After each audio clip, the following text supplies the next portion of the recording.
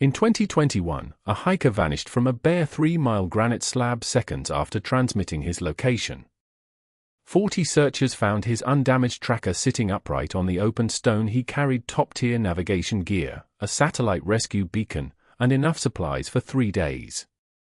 His destination was Tabletop Plateau, a vast, sun-bleached sheet of exposed granite situated more than 9,000 feet above sea level. It is a landscape defined by total exposure. There are no dense forests here. No deep ravines. No hidden crevices. From the center of the plateau, you can see for miles in every single direction.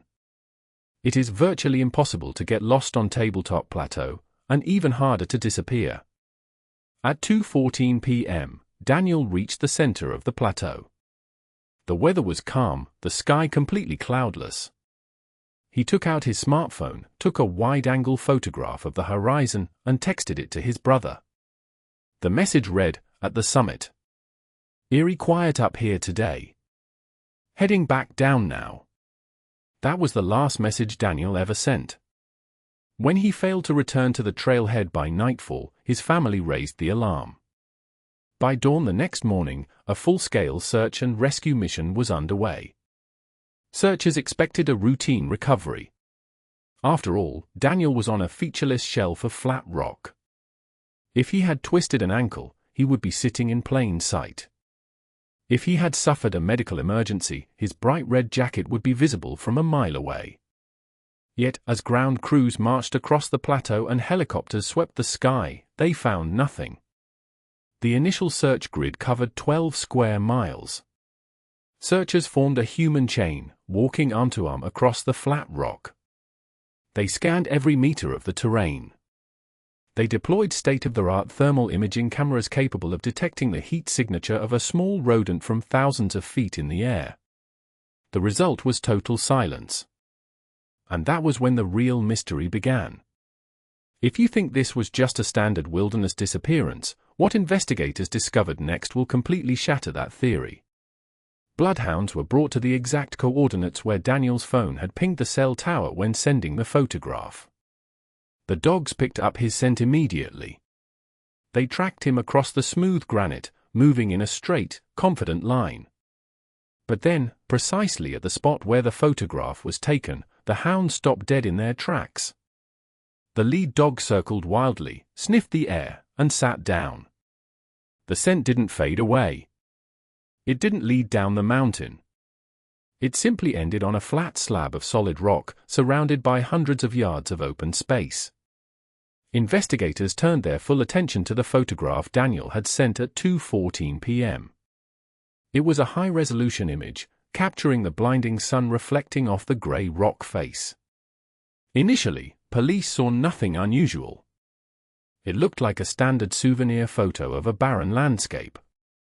However, when local authorities handed the digital file over to federal forensic imagery analysts, they loaded the raw metadata and began a frame-by-frame enhancement.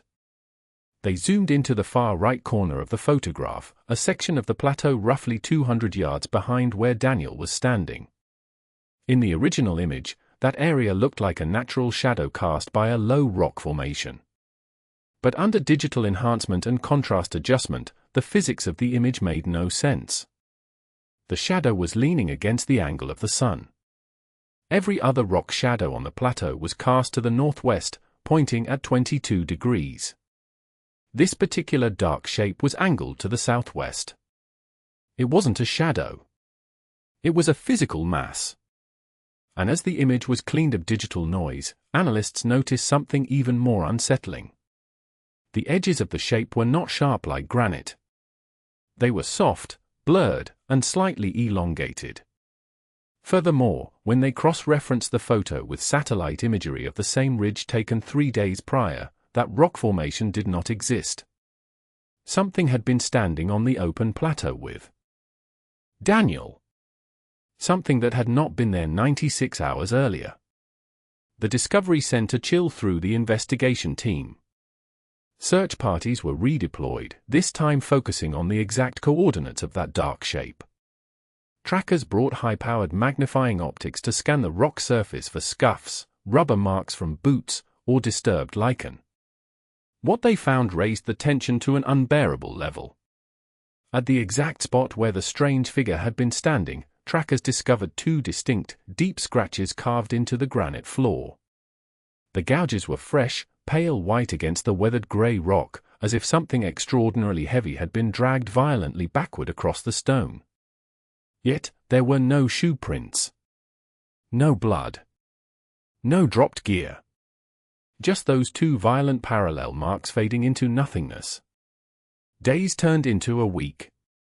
The official search was approaching its 8th day, the threshold where survival without shelter becomes nearly impossible. Over 70 trained professionals had combed the mountain. Drones had logged hundreds of hours of flight time. Every cave within 5 miles of the mountain's base had been explored and ruled out. The search was baffling enough, but the strangest and most disturbing part of this story was still waiting in the digital files. 9 days after Daniel vanished, his cellular provider processed a delayed cloud backup.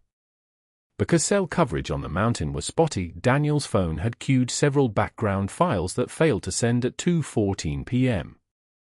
When a temporary atmospheric shift briefly established a weak signal connection with a valley tower days later, the phone's automated system finally forced the queued data to upload. Among those files was a second photograph. It had been taken at 2:15 p.m., exactly 60 seconds after the first picture.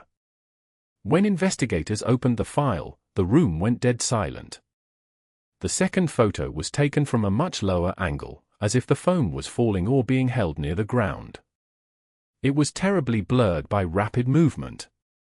But in the frame, Daniel's arm was visible, reaching upward. Beyond his outstretched hand, the open blue sky of the plateau was entirely cut off by a towering, dark obstruction. It was not a bear. It was not a mountain lion. It was a dense, towering mass that seemed to absorb the ambient light around it, distorting the air like heat shimmering off asphalt. And right at the bottom edge of the screen, clearly visible in high detail, was Daniel's satellite emergency beacon. The beacon was sitting on the granite floor. The safety latch had been flipped open. But the SOS button had not been pressed. Instead, the heavy plastic casing of the device had been crushed inward, completely shattered by a force far exceeding anything a human hand could exert. Investigators were left with a nightmare of physical contradictions. How could a grown man, 6 feet tall and weighing 190 pounds, vanish from a flat, treeless plateau in broad daylight within 60 seconds? How could an entity or individual move across miles of open, audited terrain without leaving a single footprint, without being spotted by aircraft, and without leaving a single trace of physical evidence behind? Search and rescue teams officially suspended operations 3 weeks later. The final report listed Daniel Vance as a missing person under unexplained circumstances. To this day, his body has never been recovered.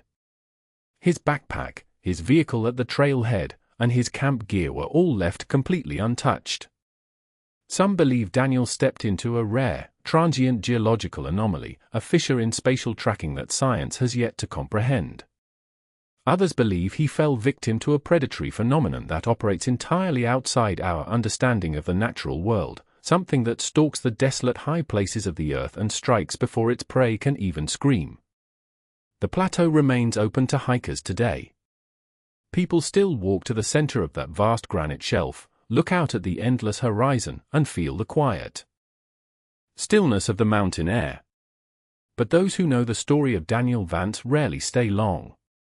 Because when you stand on a flat rock with nowhere to hide, you quickly realize something deeply terrifying. If you can see for miles in every direction, then whatever is watching you can see you, too. What really happened to Daniel during those lost 60 seconds on the plateau? Was it a natural event we cannot explain, or did he take a picture of something that was never meant to be seen? Leave your theories in the comments below. If you want to uncover more unexplained mysteries and dark files that defy logic, hit the subscribe button and turn on notifications.